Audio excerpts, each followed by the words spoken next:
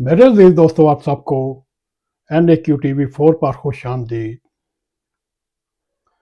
क्या 2025 का सैलाब, मौजूदा हालात अज़ाब इलाही है या हमारी अपनी गलतियाँ? आज हम इस बात का टाकरा करेंगे। क्या वजूहात हो सकती हैं हमारी अपनी गलतियों की वजह से अल्लाह ताला हमारे साथ नाराज़ है? क्या हम पाकिस्तान की सरजमीन पर कोई ऐसे जुल्म कर रहे हैं, ऐसी ज़्यादतियाँ कर रही हैं जो इज्तिमाई तौर पर पूरी कौम मुलव्वस हो सकती है?